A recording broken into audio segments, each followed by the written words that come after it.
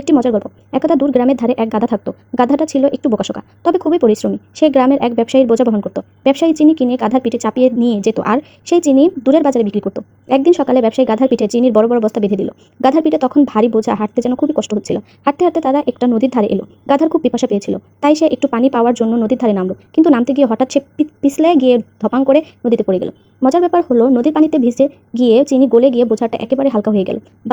গাধা হাঁটতে গিয়ে টের পেল তার পিঠ একদমই হালকা। সে খুব খুশি হলো, ভাবলো, আরে বাহ, কি চমৎকার ব্যাপার, আমি যদি নদীতে পড়ি তাহলে বোঝা হালকা হয়ে যাবে। এ তো একদম নতুন আবিষ্কার। এরপর থেকে যখনই গাধার পিঠে চিনির বোঝা বাঁধা হতো, সে ইচ্ছা করেই নদীতে হোঁচট খেত।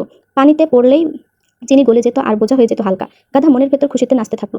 ব্যবসায়ী যদিও বিষয়টা টের পাচ্ছিল, তবুও কিছু বলতো না। সে চুপচাপ দেখতো আর গাধা কতটা বুদ্ধিমান সেটা ভাবতো। কিছুদিন পরে ব্যবসায়ী অন্য বাজার থেকে তুলা কিনে আনলো। এবার সে তুলার বোঝা গাধার পিঠে চাপালো। তুলা তো দেখতে বড়, কিন্তু আসলে হালকা, তাই গাধার খুব একটা কষ্ট হচ্ছিল না। কিন্তু গাধা নদী দেখে খুশি হয়ে উঠলো। সে মনে মনে ভাবলো, আরে এবারও তো আমি পানিতে পড়ে বোঝা হালকা করতে পারি। তাই পানির মাঝখানে গিয়ে ইচ্ছা করে হোঁচট খেলো। ঝপাং করে পানিতে বসে পড়লো। কিন্তু এবার ঘটলো উল্টো ঘটনা। তুলা পানিতে ভিজে একেবারে ভারী হয়ে গেল।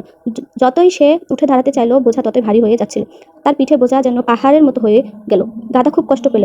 অতটা ভার বয়ে আনা গাধার জন্য সাধ্য ছিল না। গাধা তখন বোঝার ভারে প্রাণ যায় যায় অবস্থা। গল্প থেকে শিক্ষা: গাধা আসলে জানতো না চিনির বোঝা পানিতে ভিজলে হালকা হয়ে যায়, চিনি গলে যাওয়ার কারণে। অথচ তুলার বোঝা ভিজে যায় আরো ভারী হয়।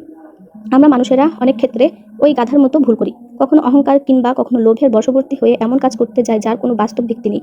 যে বিষয়ে আপনার কোনো জ্ঞান অভিজ্ঞতা নেই, সেই বিষয়ের উপর ঝুঁকি নেবেন না। ঝুঁকি নিতে হলে সেই বিষয়ে নিন যেটা সম্বন্ধে আপনার কিছুটা হলেও জ্ঞান আছে। মাঝে মাঝে বুদ্ধির অহংকার চালাকি করতে গিয়ে ভাগ্য এমন বিড়ম্বনা ঘটায় যা মানুষ স্বপ্নে ভাবতে পারে না। ধন্যবাদ।